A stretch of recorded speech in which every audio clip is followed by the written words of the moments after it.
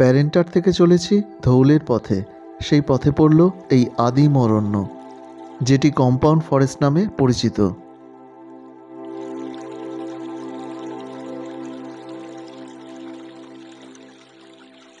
অক্টোবরের মাঝামাঝি আমার 5 দিনের ঠিকানা ছিল প্যারেন্টারে। সেই জায়গার ভিডিও লিঙ্ক এই ভিডিও ডেসক্রিপশনে আছে। সেখান থেকে একদিন মাধব ভাইয়ের সাথে পা বাড়ালাম 4 কিলোমিটার দূরে ধৌলে গ্রামের দিকে।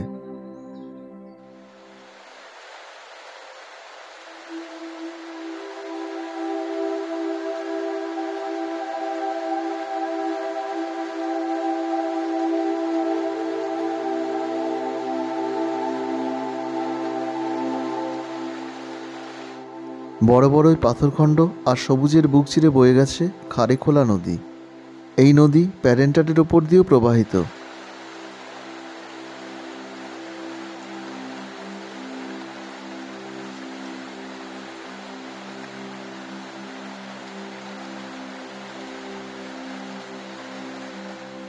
এখানে পথের পাশের এই পাতাবাহারগুলো বেড়ে উঠলে এর একটা অন্য সৌন্দর্য অপেক্ষা করে আছে।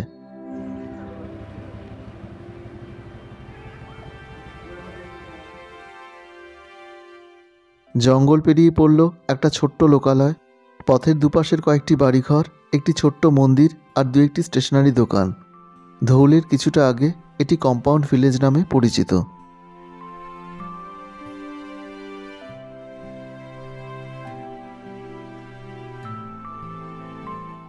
এই গ্রাম ছাড়িয়ে আরেকটু এগিয়ে এসে পড়লাম চারপাশ পাহাড় ঘেরা আর গাছপালায় ভরা ওয়েস্ট বেঙ্গল ফরেস্ট ডেভেলপমেন্ট কর্পোরেশনের প্যারেন্ট নেচার রিসর্টে। বিস্তৃত একটা পাহাড়ি ঢালের মধ্যে ছড়িয়ে ছিটে থাকা কয়েকটি কটেজ নিয়ে গড়ে উঠেছে এই রিসর্ট।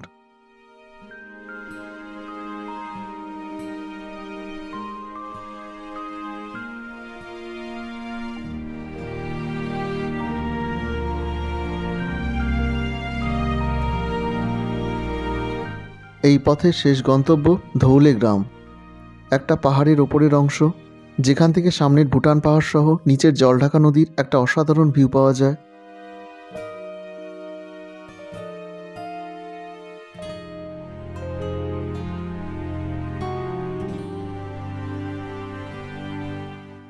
এবার ওপর থেকে এই পাহাড়ি সুড়িপথ ধরে গ্রামের এই অংশটিতে চলে এলাম।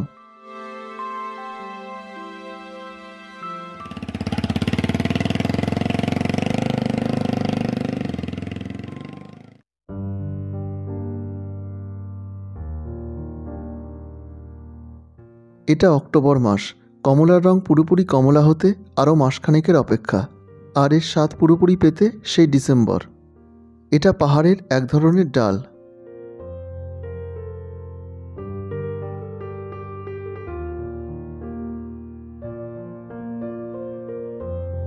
এই গ্রামের এই মানুষটির সাথে আলাপ হলো। এখানে যে ক্যাম্প তৈরি হচ্ছে তা রান্নাবান্নার জন্য ওনার এই বাঁশ আর বেড়ার তৈরি এই কিচেনই ব্যবহৃত হবে।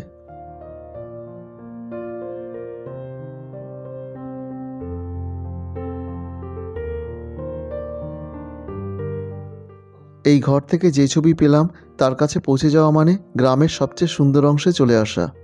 এই পাহাড় ঢালের ঠিক নিচ দিয়ে বয়ে গেছে জলঢাকা নদী, আর সামনের এই নীলচে সবুজ পাহাড় সারি ভুটান। আমি এখানে এসেছিলাম অক্টোবরের মাঝামাঝি। তখন এই জায়গাটিতে প্রস্তুতি চলছিল ক্যাম্পিং সাইটের জন্য। নভেম্বর থেকে শুরু করে কয়েক মাস পর্যন্ত একটা সাময়িক ক্যাম্প করে থাকার ব্যবস্থা করা হয় এখানে প্রতি বছর। নিচে এই উল্টানো গামলার মতো পাহাড়ের উপরিভাগে গাছপালা আর ধান খেতে ভরা এই অংশটুকুই প্যারেন্টার।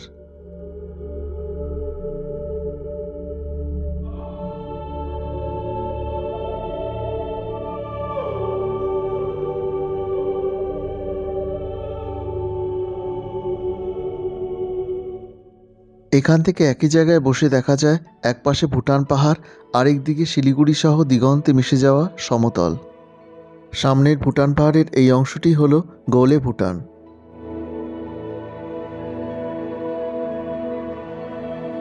এখানে আমার আলাপ হলো পাহাড়ি কিশোর বিমালের সাথে।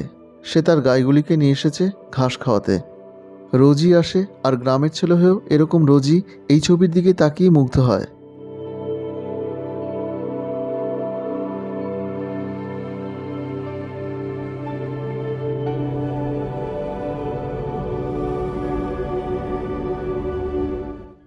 সামনে রয়েছে একটি শিমুল গাছ আর তাকে কেন্দ্র করে পাশাপাশি ছোট ছোট দুটি মন্দির। বাঁ দিকের মন্দিরে এপ্রিল মাসে ভূমি পুজো হয়, আর ডান দিকের মন্দিরে অবস্থান করছে একটি শিবলিঙ্গ, সেটি একটি শিব মন্দির। শিলিগুড়ি থেকে ধৌলের দূরত্ব প্রায় 100 কিলোমিটার।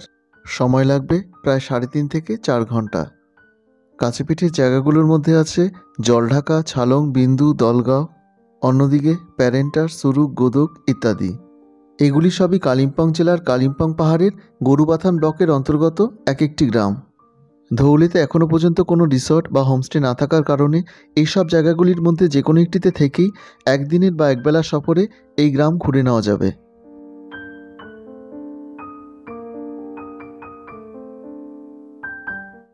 গ্রামের একজনের বাড়িতে এলাম।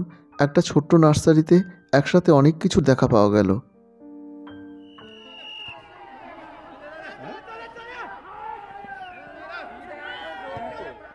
পাহাড়ি সংস্কৃতির একটা অঙ্গ হলো এই রোজকার ফুটবল চর্চা। একে ঘিরে যে উত্তেজনা আর উৎসাহ থাকে, সেদিন এই গ্রামে সেটি প্রত্যক্ষ করার সুযোগ পেয়েছিলাম।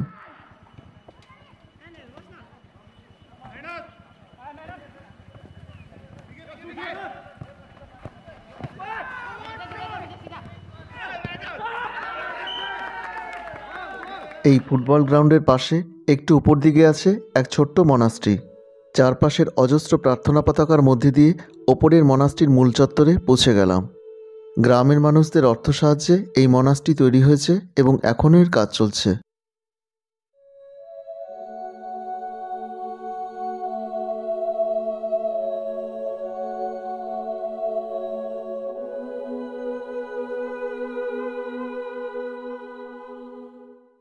এখান থেকে কিছু দূরে আছে এই আনন্দ জ্যোতি আশ্রম।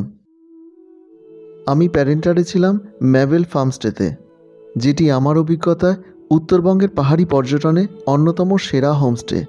একদিন সেখান থেকে হোমস্টে ওনার মাধব ভাইয়ের সাথে যাই এই ধৌলেতে, আর পরদিন যাই পাশের গ্রাম তুংসুংয়ে। এবারের গল্প তুংসুংয়ের।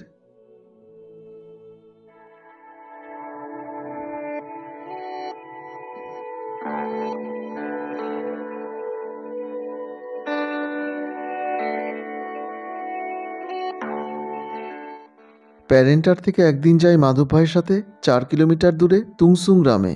সেখানে আছে গ্রামের একমাত্র এই বুদ্ধিস্ট মনাস্ট্রি, নাম নিংমা মনাস্ট্রি। বছর 7-8 হয় পাহাড় চূড়ায় তৈরি হয়েছে এই ছোট্ট বুদ্ধ মন্দির।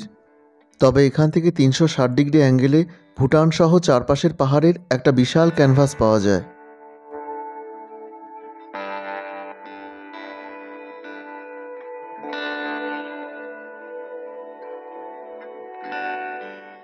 ভেতরে একপাশে এই বাদ্যযন্ত্রগুলি রাখা আছে, এনাদের উৎসবে এগুলি ব্যবহৃত হয়।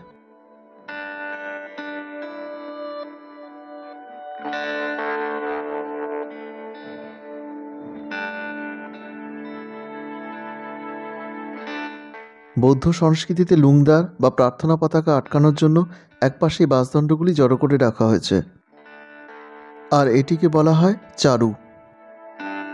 এটি মন্দিরের পেছন দিক।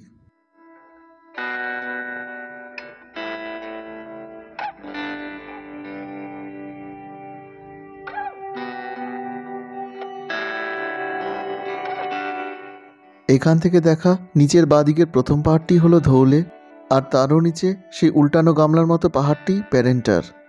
তুংসুংয়ের উচ্চতা ধৌলে বা প্যারেন্টারের থেকে বেশ কিছুটা বেশি।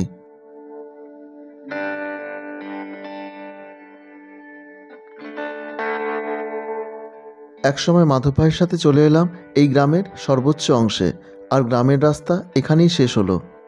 নিচের পথ থেকে পাহাড়ের ঢাল ধরে কিছুটা উঠেই এরকম একটা ছবি পাওয়া গেল। তুংসুংয়ের এই অংশটি শেরপাগাঁও নামে পরিচিত। বাঁদিকের প্রথম পাহাড়টাই সুরুক, আর ডান দিকের পুরোটাই ভুটান পাহাড়। দুই পাহাড়ের মাঝ দিয়ে অনেক নিচ দিয়ে বয়ে গেছে জলঢাকা নদী।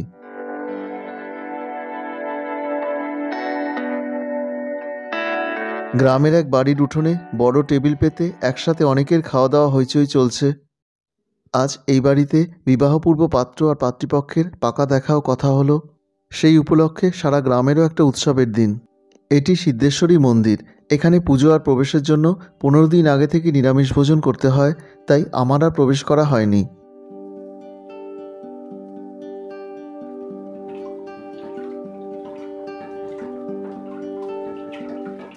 গ্রামের এই বাড়িতে দুধ থেকে মাখন তৈরি হচ্ছে।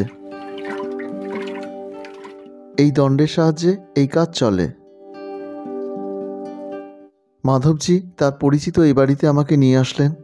একেবারে সাবেকি ধাঁচের এক নেপালি বাড়ি আর ট্র্যাডিশনাল এই পাহাড়ি রসুই ঘরের অন্দরমহলে চলে আসলাম।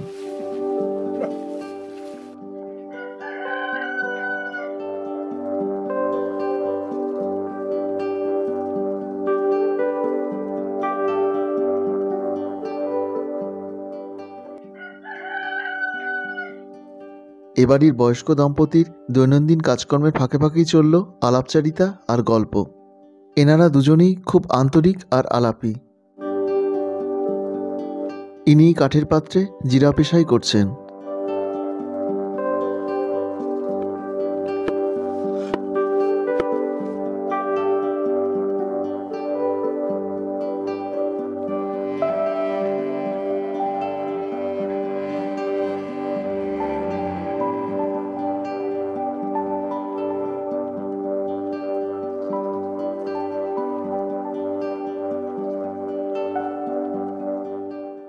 এই গ্রামে এখনো পর্যন্ত একটিই থাকার জায়গা আছে, সেটি হলো এই অলিভ ইন।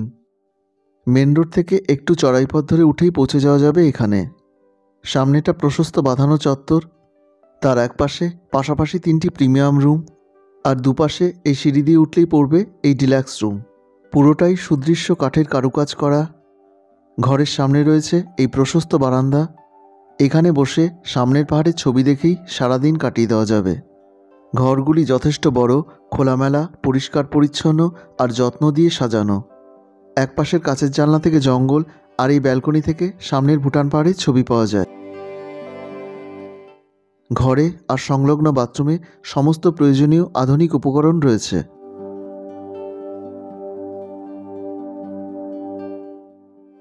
এখানে থাকা খাওয়ার খরচ আর আসা যাওয়ার ব্যাপারে স্ক্রিনে আর ডেসক্রিপশন বক্সে দেওয়া নাম্বারে যোগাযোগ করে নিতে হবে।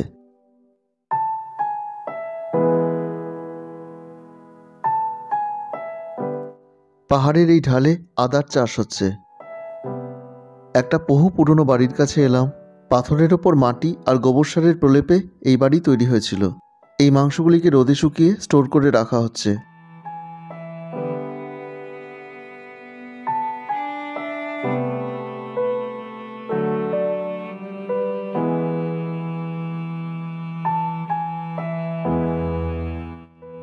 এই ধোলে আর তুংসুং হলো কালিম্পংয়ের একেবারেই অফবিট দুটি পাহাড়ি গ্রাম। পর্যটনের প্রসার এখনও এখানে সেভাবে শুরু হয়নি।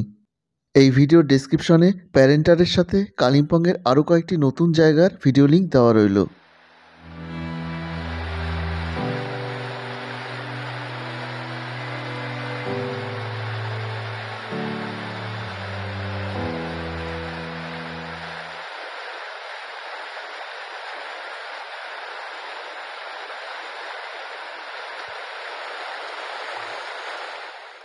এই গ্রামে যাওয়ার পথের কিছুটা নিচে আছে এই জলধারা। ফেরার সময় এর জলেই পা ভেজালাম। শরীর আর মনের পরিপূর্ণ তৃপ্তি নিয়ে সেদিন হোমস্টেতে ফিরেছিলাম।